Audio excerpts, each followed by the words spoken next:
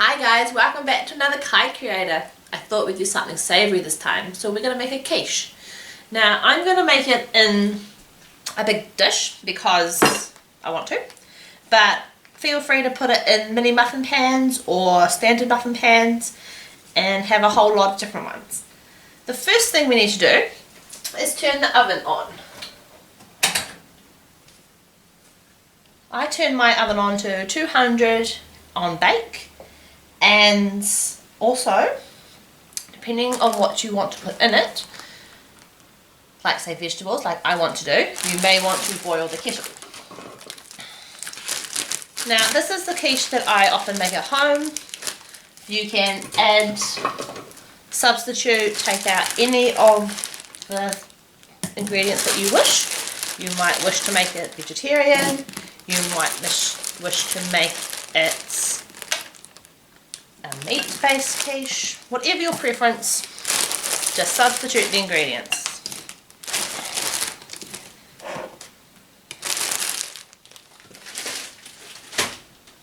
The standard ingredients that you will need are milk. You can use So Good Like Me or you can use cow's milk. You will need cheese or a cheese substitute, pepper, salt, eggs, 4 eggs, self-raising flour,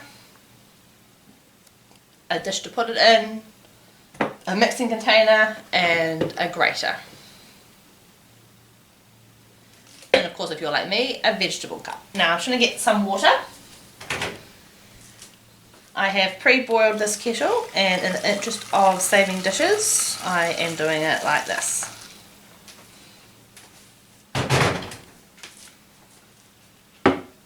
All that does really is sort of pre-soak them, defrost them a little bit, just to make life a bit easier as we go on. Now, let's start with the milk. I always find milk is the easiest to do first.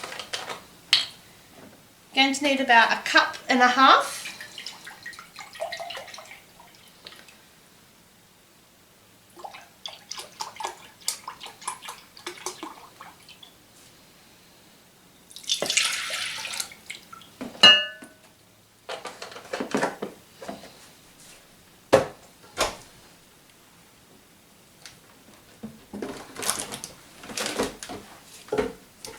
Something very important that I forgot.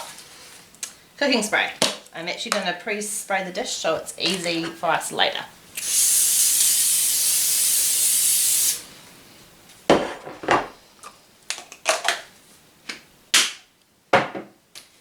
Next I'm going to put some salt and pepper in just to add some flavour. Again, you add as much or as little as you like.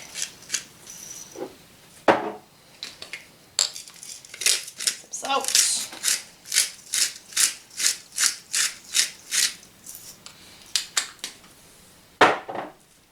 Now, one of my favourite parts, we're going to crack the eggs. So I said we're going to need 4 eggs. 1, 2,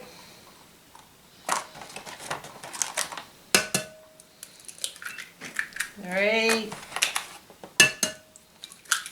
4. If you have allergies to egg, you can reduce the amount of egg, or you can put a substitute in if you need to. Whatever works for your family. Now just going to whisk it all together. You see it's going to start turning yellow.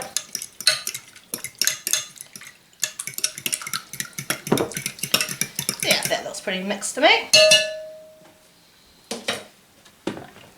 Get them out of the way. Alright, let's put some flour in. Now, it depends on how much milk you have, i.e. like how runny you want your mixture to be. So I tend to put in about 3 spoonfuls. And we might come back to that. Let's just mix it up together and see how it looks. Because remember, we're going to add more ingredients, which will make the mixture thicker.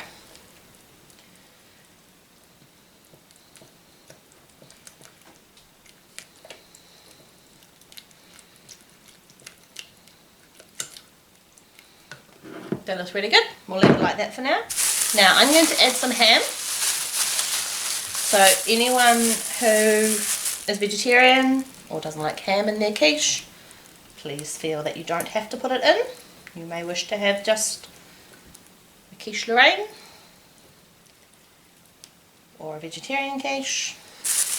You can't see it here, but my cat Thunder is sitting at my feet waiting for a piece of ham. So just rip it up into little chunks.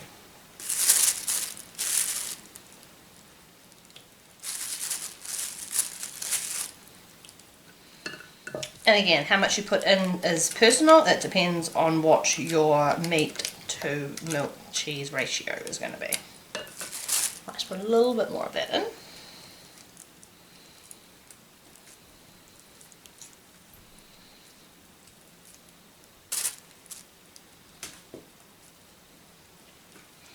Alright, that will do, and the cats can have that later. Now, let's add the vegetables. They should be nicely defrosted.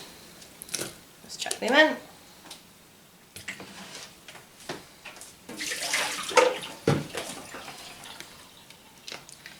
And mix it all up together. That's still looking really good. Now, the cheese. So this cheese is a half and half. Got half in the mixture and you've got half on the top for a bit of a crunch.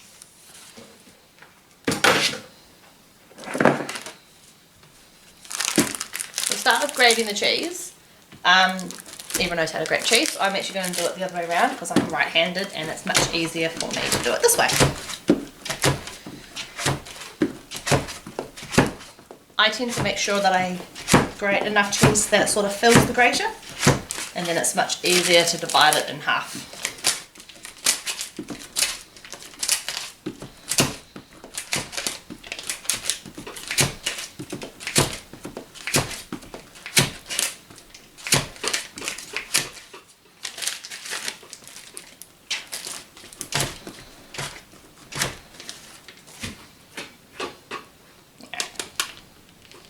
Pull that out. And again, it's personal, have how much cheese you want. For a quiche recipe, I tend not to follow a standard recipe. I tend to go with how I want to do things on the day. Which is why I won't be putting this recipe on Educa as precisely as I have for the rice bubble slice. Right, that looks really good. Still quite consistent, so I don't need any more flour.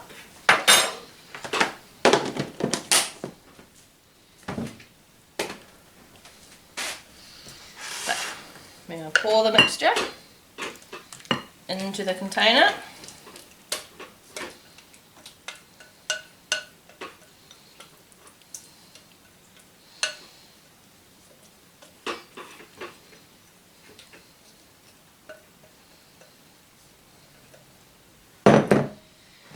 There you go. Whoops. Just give it a bit of a mix, make sure it's sort of all evenly based out. And then you just sprinkle the rest of the cheese on top.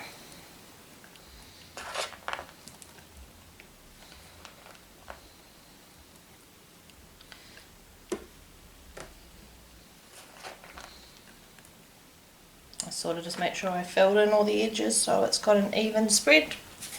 A little bit of cheese left over for a treat, which is yum. Now we're going to go put it in the oven.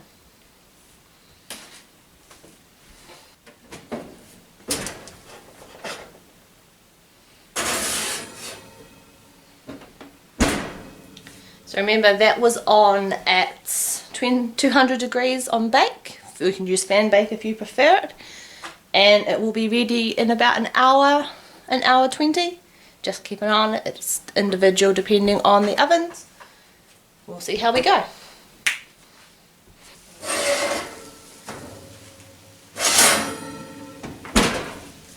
There you go, so I left it in probably 5 minutes too long, but it still looks yum.